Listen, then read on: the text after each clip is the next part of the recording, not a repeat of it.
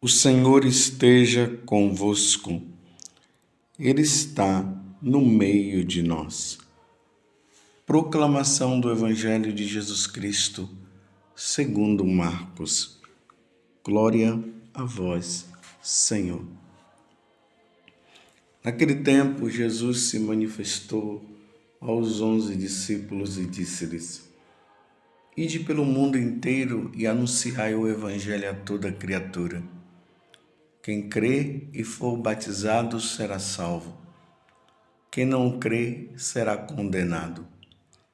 Os sinais que acompanharão aqueles que crerem serão estes: expulsarão demônios em meu nome, falarão novas línguas. E se pegarem em serpentes ou beberem algum veneno mortal, não lhes fará mal algum. Quando impuserem as mãos sobre os doentes, eles ficarão curados. Depois de falar com os discípulos, o Senhor Jesus foi levado ao céu e sentou-se à direita de Deus. Os discípulos então saíram e pregaram por toda parte. O Senhor os ajudava e confirmava sua palavra por meio dos sinais que acompanhavam. Palavra da salvação. Glória a vós, Senhor. Meus irmãos e minhas irmãs, continuamos nesse tempo maravilhoso da igreja, que é o tempo pascal. Jesus ressuscitou verdadeiramente, aleluia. E para você eu digo mais uma vez, Feliz Páscoa. Hoje a igreja celebra a festa de São Marcos, evangelista. São Marcos, ele era primo de Barnabé, acompanhou o apóstolo Paulo em sua primeira viagem e depois também o seguiu até Roma. Ele foi discípulo de Pedro, de cuja pregação se fez intérprete no evangelho que escreveu. Atribui-se a ele a fundação da igreja de Alexandria. É importante notar que São Marcos foi o primeiro evangelista, ou seja, foi aquele que escreveu o primeiro evangelho, cujo o nome traz o nome dele. São Marcos, ele era discípulo de São Pedro. Então vamos dizer assim, São Pedro pregava, anunciava o evangelho, e São Pedro e São Marcos, ele foi escrevendo por inspiração divina os Atos de São Pedro. E aí surge o evangelho de São Marcos. Hoje a igreja se reveste de vermelho, porque ele foi martirizado. E é bonito que o evangelho de hoje, que já foi visto nesses dias no tempo pascal, faz mais uma vez esse convite de nosso Senhor Jesus Cristo: ide pelo mundo inteiro e anunciai o evangelho a toda criatura. Quem crê e for batizado será salvo, quem não crê será condenado. E aí os sinais acompanharão aqueles que crerem. Eles expulsarão demônios em meu nome, falaram novas línguas e assim por diante. E graças a este envio de Jesus aos apóstolos, ide por todo mundo e pregai o evangelho. Vocês notam que no evangelho de hoje diz que Jesus depois ele subiu aos céus e sentou à direita de Deus. E enquanto Jesus está sentado à direita do Pai, a igreja que é missionária vai anunciando o evangelho e salvando almas, e salvando almas, e salvando almas, até o dia em que o Pai disser: Jesus retorne à terra para buscar aqueles que são fiéis, que damos o nome de segunda vinda de Jesus, pois na primeira vinda ele veio para salvar. Neste intervalo da sua morte, ressurreição, ou melhor, da sua encarnação, morte, ressurreição e ascensão ao céu, ou seja, o retorno dele para o Pai, neste tempo em que aguardamos o retorno dele, segunda vinda, a igreja vai evangelizando. A igreja nunca parou de evangelizar e nunca vai parar de evangelizar. E graças ao envio dos apóstolos a todas as nações, porque as nações pagãs precisariam voltar para a verdadeira igreja de nosso Senhor Jesus Cristo, voltar para nosso Senhor Jesus Cristo, ter Jesus como Rei e Senhor. Graças a tudo isso, quantas pessoas deram a vida graças à evangelização? Os apóstolos, primeiramente. Depois, muitos e muitos cristãos foram dando a vida. E como fruto de tudo isso, a igreja foi crescendo, até ela se tornar católica, ou seja, em todos os lugares, em todas as nações do mundo, nós vamos sempre encontrar uma porção de católicos lá. E o fruto também dessa evangelização foi o nascimento de muitas ordens religiosas, de muitas congregações religiosas. Se nós fôssemos contar o número de sacerdotes que vieram, o número de conversões, graças a esse mandato de Jesus: ide por todo mundo e pregai o evangelho a toda criatura. Quem crê e for batizado será salvo. Infelizmente, Jesus disse também: quem não crê está condenado. E esses homens, eles tinham um fervor no coração, uma força tão grande interiormente, que para eles pregar o evangelho era caso de vida ou morte. Lembremos que São Paulo fala na carta aos Romanos: ai de mim se eu não evangelizar. E aí que entra: muitos foram martirizados. É preciso que você entenda isso.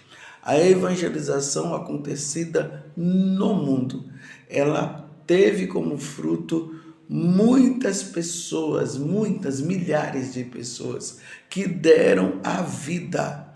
E aqui não é dar a vida simplesmente porque foi fazendo, foi falando, foi pregando e depois até morreram, né? Morreram de morte natural. Aqui eu estou falando daqueles que morreram demonstrando a fé em nosso Senhor Jesus Cristo. Sim, Ele, Jesus, Ele é o Senhor. Isso diante de imperadores que perseguiam a igreja. E eles deram a vida, como São Marcos deu. E aí vem as ordens religiosas que surgiram, e nós precisamos saber disso. Os jesuítas, os franciscanos, quantas congregações religiosas, com nomes até assim que você talvez nunca tenha ouvido, como os Pavonianos. O fundador é São Ludovico Pavone, ele era italiano da cidade de Brescia. Infinitas congregações, os salesianos, ordens contemplativas como as carmelitas, os carmelitas, os beneditinos. Tem até uma ordem religiosa que talvez você nem saiba. São os chamados premostratenses. Os premostratenses, ele foi fundado ali pelo ano 1126. Vocês notem que é uma ordem muito antiga, por um homem chamado Norberto, São Norberto. São Norberto, ele nasceu em um tempo, ali pelos anos 1080, em que as pessoas elas tinham duas opções. Ou elas se tornavam militares, ou elas se tornavam religiosas. Eram essas duas opções. E Norberto, ele escolheu de ser religioso. Mas aqui tem uma coisa interessante. Ele entra na congregação, ele se torna religioso, porque a vida religiosa naquele tempo dava muito status para as pessoas. Por isso que ele se tornou religioso. E aqui entra um fato muito importante na vida de São Norberto, que eu quero contar aqui para você. Até mesmo para nós entendermos os tempos que nós estamos. Então, São Norberto era religioso, mas levava uma vida assim dissoluta, não era um religioso convertido, não. Não era. Até que um dia, São Norberto, ele estava andando a cavalo e, de repente, ele foi atingido por um raio. Não que o raio pegou nele, né? O raio caiu ali por perto, ele caiu desmaiado também. Não se sabe o tempo que ele ficou desmaiado. E uma voz lhe disse para deixar a vida mundana e procurar o amor verdadeiro, a virtude e o evangelho. Olha, era um religioso, meus irmãos. Ele já tinha uma vida cristã, se converteu. E aí Norberto enxergou o erro que ele vivia e reconheceu e se arrependeu. Ele abandonou o luxo e os prazeres falsos da vida religiosa praticado pelos nobres e assumiu a pobreza evangélica. Ele passou a vestir roupas pobres e andava descalço e principalmente começou a buscar a Deus na oração, no jejum, no controle de si mesmo, no dizer não às paixões. Meus irmãos, era um religioso. Quando terminou o ciclo da solidão que ele vivia, ele percorreu a França e a Bélgica e a Alemanha pregando o evangelho. Depois foi fazer os estudos teológicos no mosteiro de Cienburgo. Ao terminar, foi ordenado sacerdote. Depois que ele foi ordenado sacerdote, São Norberto passou a lutar pela conversão do clero e dos nobres. Olha, uma vez que o clero, os nobres, estavam levando uma vida errada, o clero, meus irmãos, o clero, ele propôs reforma nos costumes da igreja, buscando eliminar os privilégios que os nobres tinham na prática de um cristianismo de fachada. A princípio, foi duramente contestado pelo clero, mas graças a Deus o Papa estava do lado dele. E aí, essa reforma que ele foi fazendo, ele viu com os próprios olhos e foi uma grande vitória, tendo o apoio do Papa. Passado esse tempo, São Norberto achou melhor viver uma vida de solidão, mergulhado na oração e no contato com Deus. E aí surge essa ordem chamada de Ordem dos Cônegos Regulares Premonstratenses. E a ordem ficou conhecida com o nome de Ordem dos Monges Brancos, porque eles usam um hábito branco. Por exemplo, recentemente, esses dias mesmo, eu fui em Montes Claros para pregar um encontro lá, a evangelização, e eu tive a oportunidade de celebrar a missa lá no convento dos Premonstratenses. Eu fui bem recebido pelos monges, e ali o cônego Michel, que é o prior lá em São Marcos,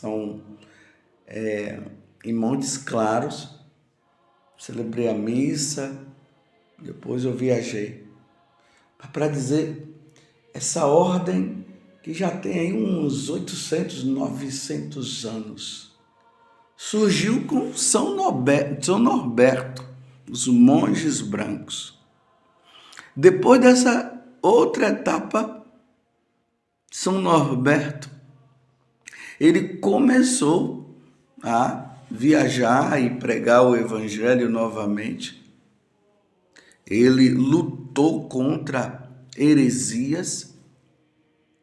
Depois ele se tornou bispo, conselheiro do rei alemão, aonde ele faleceu depois. Por que eu estou falando sobre isso no dia de hoje?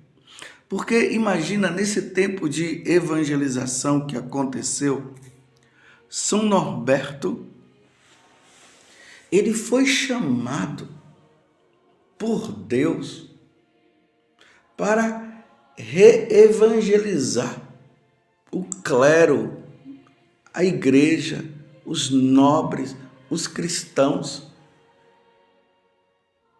A igreja estava precisando passar por uma nova conversão, você entende isso? Os cristãos estavam levando uma vida de pagão, meus irmãos. Foi isso que aconteceu.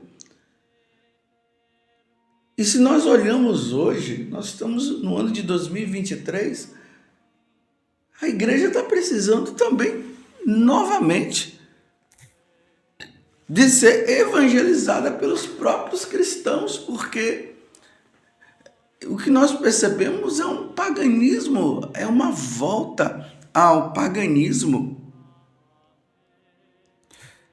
Precisamos rezar muito, meus irmãos, para que Deus possa suscitar novos São Norbertos. A igreja está num processo de descristianização, um nome até grande. Parece que hoje se tornar pagão é motivo de alegria. Em vez de alegria, seria o pagão se tornar cristão. Você está me entendendo? E nós encontramos o quê? Uma igreja totalmente mundana. Os valores estão sendo trocados. Me desculpe eu dizer assim. Aqueles que querem viver uma vida santa são perseguidos. E aqueles que vivem uma vida errada são aplaudidos. Olhando a vida de São Norberto hoje, diante desse evangelho, ide por todo mundo e pregai o evangelho a toda criatura. E quem crê e for batizado será salvo, e quem não crê já está condenado. É ou não é verdade, meus irmãos, que precisam surgir novos São Norbertos? Porque por inspiração divina possa reevangelizar os cristãos, para que nós possamos voltar aos bons costumes. Porque toda hora a gente ouve uma bomba. Aconteceu isso com um padre, aconteceu isso com uma freira, aconteceu isso com um bispo, aconteceu isso com um leigo. Meu Deus do céu! Que Deus suscite para que nós possamos voltar às nossas raízes, às raízes cristãs, porque senão os cristãos vão se perder. O que me faz ficar tranquilo é que Jesus disse que as portas do inferno não vão prevalecer contra a Igreja Católica. Mas é um caso de vida ou morte. A mundanidade entrou na igreja. Enquanto que a igreja vai para o mundo para tirar a mundanidade, hoje a gente observa que a mundanidade entra na igreja.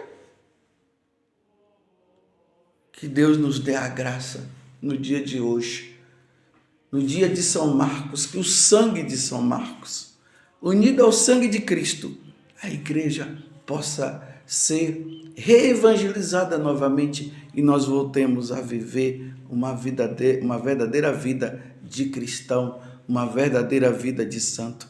Que Deus nos dê a graça, que Deus me dê a graça de ser fiel. Louvado seja nosso Senhor Jesus Cristo, para sempre seja louvado, e a sua mãe Maria Santíssima.